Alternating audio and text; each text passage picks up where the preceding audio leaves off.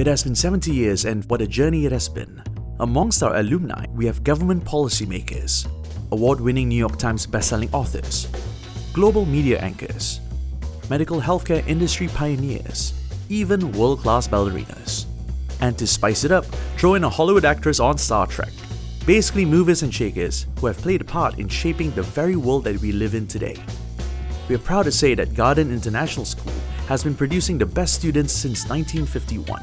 Over the last 70 years, our students have come from more than 65 different countries and have gone on to the best universities in the world. So if there were a recipe of being the best school which creates the best students, what would its ingredients be? Let's explore this formula through the experiences and perspectives of GIS alumni and educators from the past and present.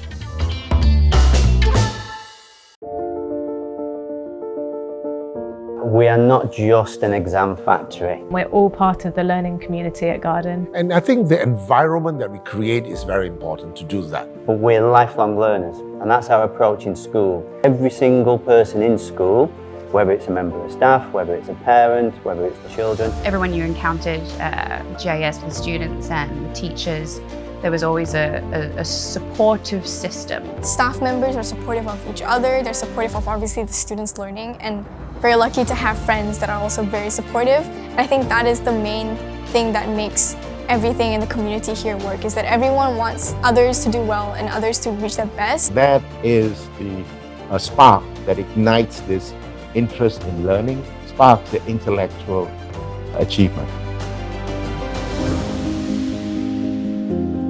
So we make sure that we have the best world-class teachers. Miss Price, Mr. Archer, Mr. Deeth, Miss Yap, Mr. Ruck, Mrs. Watkins. And once those teachers join the school, we continue to invest in their professional development. We make sure that they're completely up to date with everything that's happening in the world of education. The teachers are actually really relatable. I think the big idea is that every teacher was just amazing. They wanted the best out of everyone, no matter what that was. I remember in year 11 having the best biology teacher. Like that year in science made me want to do biology long term, and then I ended up doing it as a degree, and now I'm doing it as my career. So yeah, I think like having a great teacher can really like shape your future. You know, once upon a time, being in school is about learning information and knowledge and being able to regurgitate that. But those are things of the past. So we want to make sure that the curriculum that we offer them doesn't just get them into the best universities, which it does already, but also that they have that really holistic, well-rounded understanding of the world. And I think there are many schools that have that word holistic in their values or their vision or their website. But at Garden, you see it every single day. You see it in the lessons, you see it in the interactions, and we see our students leaving who are able to be really empathetic, articulate, critical thinkers, build really positive relationships with other people. And how to go out into the world and make a difference. In history class, for example, in previous schools, we would learn the dates or the names of the people or the events that happened, and we would blindly absorb this information. But when coming to this school, in history classrooms, we were encouraged to think why was this thing happening, and learn how to justify different parts of history. That was one of the ways that we really used critical thinking in classrooms. We are focused not just within the classroom, but beyond the classroom as well.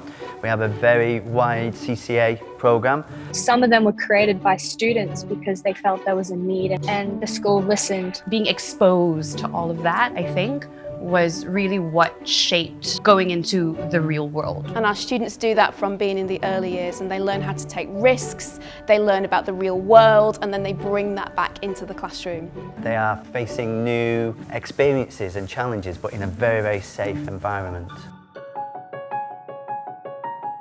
I think in GIS, you grow up around so many people from so many different cultures. We had the international students, we had the locals, and I think all of that existed very harmoniously. And that's what I saw at the school. I saw, children of all races coming together, and that sort of gave me an inspiration, to think more globally rather than locally.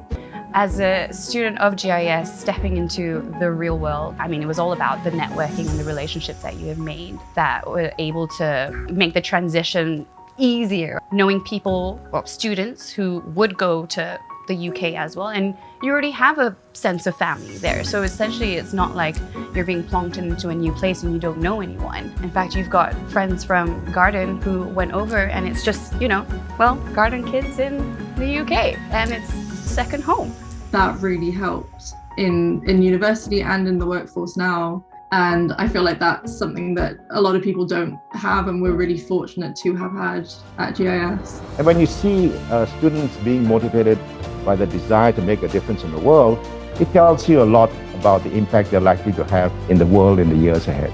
GIS is what it is today because of the generations that have attended the school, the alumni, the teachers and the principals across the 70 years. So it's a thank you to everybody who's been involved in GIS over the years, because we are what we are today because of you. Happy 70th anniversary, Garden International School.